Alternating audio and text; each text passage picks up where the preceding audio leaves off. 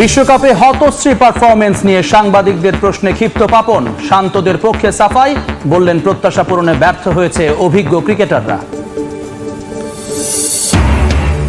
সাকিব স্বীকার করলেন ব্যাটিং ব্যর্থতায় সেমিফাইনালে উঠতে পারেনি দল। বিশ্বকাপে ঘুমকাণ্ডের পরেও তাসকিনের পক্ষেই কথা বললেন দেশসেরা অলরাউন্ডার। বিশ্বকাপে ইতিহাস গড়ার সুযোগ ছিল বাংলাদেশের সামনে, কিন্তু ব্যাটারদের ব্যর্থতায় সেমিফাইনালের সে হিসাব মেলাতে পারেনি টাইগাররা। ফ্র্যাঞ্চাইজি ক্রিকেট খেলতে যুক্তরাষ্ট্র যাওয়ার আগে বিমানবন্দরে এ মন্তব্য করেন সাকিব আল হাসান। কথা বলেছেন নিজের ক্যারিয়ার নিয়েও। আপাতত দীর্ঘমেয়াদে ভাবনা নয়, পাকিস্তান সিরিজ শেষেই সিদ্ধান্ত নেবেন কতদিন আন্তর্জাতিক ক্রিকেটে খেলবেন তিনি। অনেকেরই ধারণা ছিল এবারের বিশ্বকাপ খেলে টি-20 ক্রিকেটকে বিদায় জানাবেন সাকিব। যুক্তরাষ্ট্র ও ক্যারিবীয় আসরে ব্যাট বলে তার বাজে পারফরমেন্স উস্কে দেয় সেই গুঞ্জন, কিন্তু সমালোচকদের চমকে দিয়ে সেই সম্ভাবনা উড়িয়ে দিয়েছেন বাংলাদেশ অলরাউন্ডার। আপাতত প্ল্যান হচ্ছে যে দুইটা টি-20 টুর্নামেন্ট আছে আমার সামনে। একটা হচ্ছে এমএলসি, যেটার জন্য এখন যাচ্ছি, এবং এর পরে থাকবে হচ্ছে গ্লোবাল টি-20, যেটা কানাডাতে। পরপর এই দুটো টুর্নামেন্ট খেলি, দেখি আমার নিজের কি অবস্থা। এরপরে দেশের জন্য তো ইন্টারন্যাশনাল ক্রিকেট যেটা আছে, যে পাকিস্তানের সাথে টেস্ট সিরিজ। সো আপাতত প্ল্যান এতটুকুই, খুব বেশি আসলে প্ল্যান করিনি। নিজের বোঝার দরকার আছে, এবং এখন আসলে ওরকম সময় নেই যে আসলে 3 বছর 4 বছরের প্ল্যান করা। সাকিব মুখ খুলেছেন বিশ্বকাপে তাসকিনের ঘুমকাণ্ড ও টাইগার ব্যাটারদের ব্যর্থতা নিয়েও। তার মতে শুধু বাংলাদেশই নয়, আসর জুড়ে একই সমস্যার মুখোমুখি হয়েছে সব দল। তবে সেমিফাইনালের সুযোগ হাতছাড়া হওয়ায় আফসোসে পড়ছেন তিনিও। ওটা আমাদের জন্য একটা বড় আফসোস আমি মনে করি। এটা হতে পারলে আমাদের জন্য খুবই ভালো লাগতো, খুবই বড় একটা অ্যাচিভমেন্ট হতো। সেই জায়গা থেকে অবশ্যই আমাদের জন্য একটু হলেও দুঃখজনক। তাসকিনের পরে অ্যাপোলোজাইজ করেছে পুরো টিমের কাছে, টিমের সবাইও এটা খুবই স্বাভাবিকভাবেই নিয়েছে। মানুষের ক্ষেত্রে ভুল হতেই পারে, আনইনটেনশনাল ভুল সবারই হয়ে থাকে। সো ও সেটা স্বীকার করেছে, এবং তারপরে ওখানে এটা শেষ হয়ে গেছে। মেজর লিগ ক্রিকেট খেলতে মঙ্গলবার ঢাকা ছাড়েন সাকিব। যুক্তরাষ্ট্রের ফ্র্যাঞ্চাইজি লিগের দ্বিতীয় আসরে লস অ্যাঞ্জেলস নাইট রাইডার্সের হয়ে খেলবেন নাম্বার 75।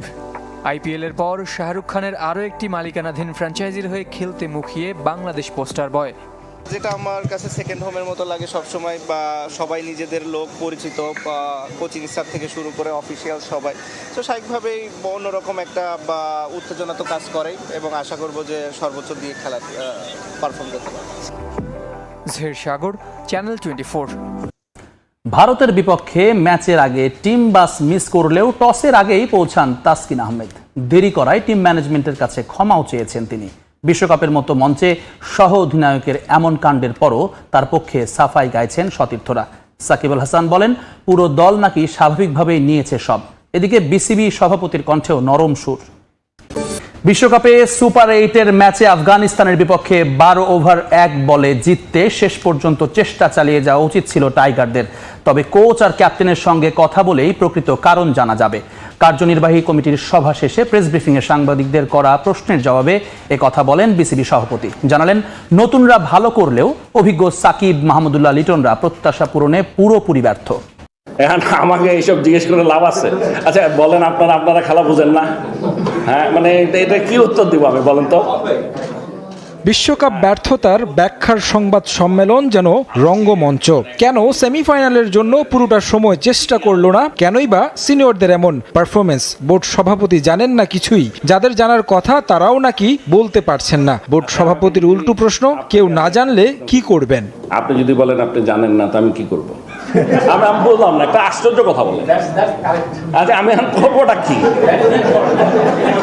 বিশ্বকাপ পারফরমেন্স সহ বেশ কিছু ইস্যুতে বিসিবির বোর্ড সভা শুরু নির্ধারিত সময়ের খানিকটা পর। প্রয়াত পরিচালক আলমগীর খান আলোর মৃত্যুতে 1 মিনিটের নীরবতা পালন হয় শুরুতে।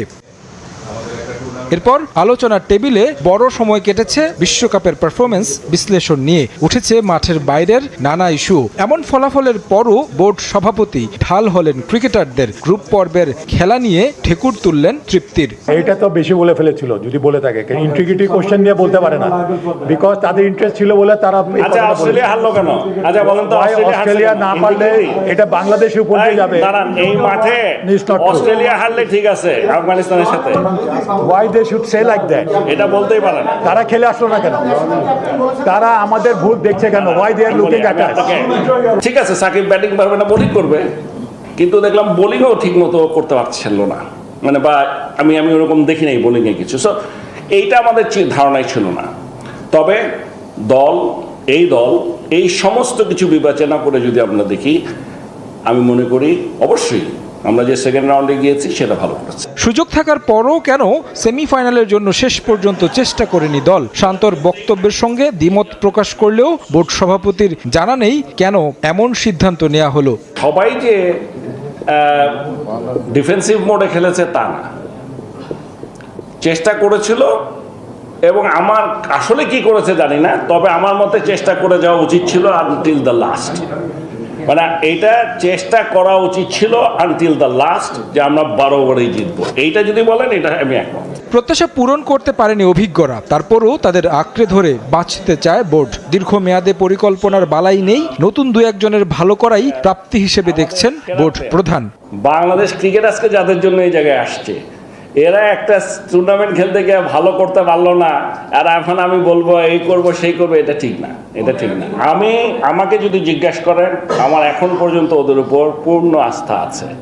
এমন পারফরমেন্সের পরও এই দল নিয়েই এগুতে চায় team management. Spin coach Mushtaq আহমেদের সঙ্গে বাড়ানো হচ্ছে চুক্তি, বহাল তবিয়তে থাকছেন প্রধান কোচ চান্ডিকা হাথুরুসিংহে। দুর্বল মানুষরাই নাকি বেছে নেয় কান্নার আশ্রয়। আজ রোনালদো যেন পৃথিবীর দুর্বলতম মানুষদেরই একজন। চোখের জল আটকানোর কোনো উপায় তার আজ জানা নেই। স্লোভেনিয়ার বিপক্ষে ম্যাচের বাকি তখন 15 মিনিট। গোল্ডেন চান্স রোনালদোর সামনে। পেনাল্টি থেকে এই গোল পর্তুগিজদের নিয়ে যাবে কোয়ার্টার ফাইনালের মঞ্চে, আর ব্যর্থ হলে ছিটকে যেতে হতে পারে টুর্নামেন্ট থেকে। রোনালদোর মাথায় হয়তো ঘুরছিল তখন নানান হিসেব নিকেশ। তা না হলে যে কিনা টানা 13 পেনাল্টিতেই গোল পেয়েছেন, তার সামনে পাহাড় হয়ে দাঁড়িয়ে পড়লেন স্লোভেনিয়ার গোলকিপার ওবলাক। রোনালদোর গ্রেট মিস। মুহূর্তেই চোখের সামনে ঘোর অন্ধকার। তবে কি এখানেই শেষ? দেশের জার্সিটা কি আর কখনো গায়ে জড়ানো হবে না? রোনালদোর বুকের ভেতরটা দুমড়ে মুচড়ে গেল। ভরা মজলিসে অবুঝ শিশুর মতোই অঝোর কান্নায় ভেঙে পড়লেন।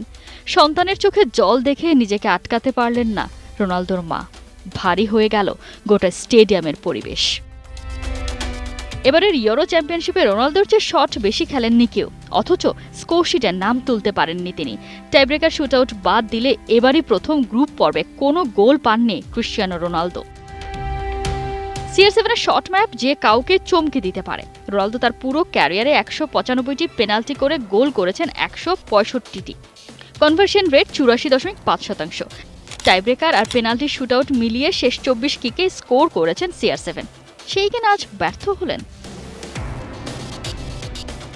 সত্যি রোনালদো আজ ভীষণ ভেঙে পড়েছিলেন, তবে মচকাননি।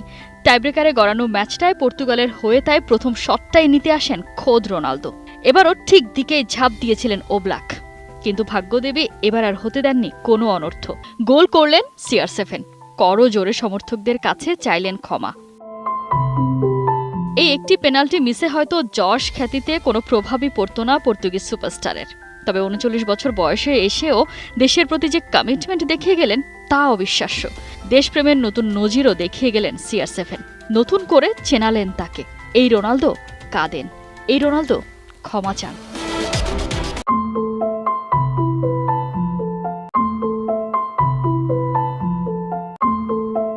তাসকিন কাণ্ডে দেশের ক্রিকেট পাড়ায় তোলপাড়। ঘুম থেকে দেরি করে ওঠার কারণেই নাকি টি-20 বিশ্বকাপে ভারতের বিপক্ষে ম্যাচে খেলা হয়নি তার। গুরুত্বপূর্ণ ওই ম্যাচে একাদশে জাকের আলী অনিকের অন্তর্ভুক্তি, বিস্ময়করভাবে 2 পেসার নিয়ে নামা, স্পিনারদের দিয়ে বোলিং শুরু করানো কিংবা গোটা দলের অ্যাপ্রোচ, সব কিছু নিয়েই অনেক প্রশ্ন সমর্থকদের মনে। তার ওপর ওয়ার্ল্ড কাপ শেষে সহ অধিনায়কের বিরুদ্ধে এমন এক অভিযোগ রীতিমতো আগুনে ঘি ঢালে। যদিও টাইগার পেসারের দাবি অভিযোগ পুরোপুরি সত্য নয়। টিম বাস মিস করলেও সময় মতোই মাঠে পৌঁছেছিলেন তিনি। তার এই কথার পর তৈরি হয় বিভ্রান্তি। কি ঘটেছিল সেদিন খোলাসা করলেন সাকিব আল হাসান। ওয়েস্ট ইন্ডিজ যেহেতু একটা ডিফিকাল্ট জায়গা, ওখানে আসলে এই ট্রান্সপোর্টেশনের সাপোর্টটা অনেক ডিফিকাল্ট ছিল। তো যখন তাসকিন আসলে পৌঁছেছিল মাঠে, অলমোস্ট টস হওয়ার হয়তো 5-10 মিনিট আগে, খুবই কাছাকাছি সময় আসলে। তো স্বাভাবিকভাবে ওই সময়টা ডিফিকাল্ট ছিল টিম ম্যানেজমেন্টের জন্য সিলেক্ট করা ওকে, কোন অবস্থাতে থাকে এরকম সিচুয়েশনে একটা প্লেয়ার, তার জন্য একটু ডিফিকাল্ট। স্বাভাবিকভাবে তাসকিনের পরে অ্যাপোলোজাইজ করেছে পুরো টিমের কাছে, টিমের সবাইও এটা খুবই স্বাভাবিকভাবেই নিয়েছে। টসের আগে পৌঁছালেও মহাগুরুত্বপূর্ণ ম্যাচের দিন দলের ভাইস ক্যাপ্টেনের বাস মিস করার ঘটনায় গোটা দলের পেশাদারিত্ব নিয়েই প্রশ্ন উঠছে। গেল কয়েক বছরে শৃঙ্খলা ভঙ্গের অনেক নজির আছে দেশের সিনিয়র ক্রিকেটারদের, তাই এসব কাণ্ড ঘটিয়েও খুব একটা অনুশোচনা নেই কারো।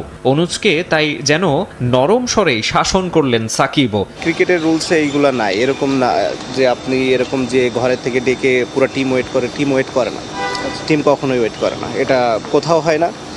আমরা যখন এজ লেভেল থেকে খেলা আসছি, এমনও মনে আছে যে আমাদের এমনও হয়েছে যে প্লেয়ার পিছিয়ে দৌড়াচ্ছে কিন্তু বাসের দরজা লেগে গেছে, বাস চলে যাচ্ছে। সো বাস কখনো থামে না টিমের, অন্য একজনের জন্য পুরো দল থেমে থাকে না। তাসকিনের বিষয়ে যে কঠোর হচ্ছে না বিসিবি তা স্পষ্ট।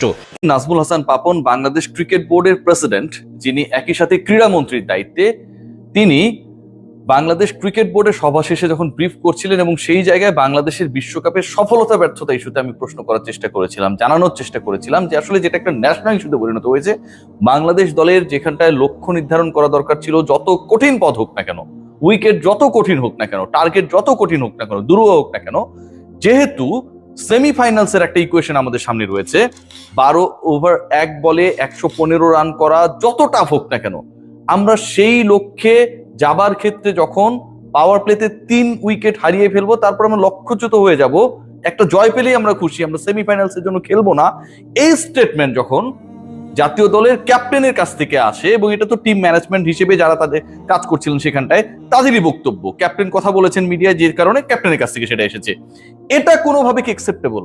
নাজমুল হাসান পাপন বলেছেন এটা অ্যাকসেপ্টেবল না। যদি অ্যাকসেপ্টেবল না হয়, আমরা পয়েন্টে আসি, যদি অ্যাকসেপ্টেবল না হয় এরকম একটা বক্তব্য, আনুষ্ঠানিক একটা বক্তব্য, তাহলে বাংলাদেশ দলের যে লক্ষ্য, বাংলাদেশ দল পরিচালনা, বাংলাদেশ দলের গোল সেট করা, এই ডিসিশনস মেকিং গুলোর সাথে যারা জড়িত ছিল তাদের ভূমিকা তো প্রশ্নবিদ্ধ হয়, তাদের যোগ্যতা তো প্রশ্নবিদ্ধ হয়, এবং তাদের ভূমিকা এবং যোগ্যতা যদি প্রশ্নবিদ্ধ হয়, যে মানুষগুলো ওই সময়টায় বাংলাদেশ দলের সাথে অবস্থান করছিল ওয়েস্ট ইন্ডিজে, ইউএসএ তে, তাহলে বাংলাদেশ ক্রিকেট বোর্ড সেই ব্যাপারে অ্যাকশনে যাবেন কিনা? পাপন ভাই বলেছেন জানি না।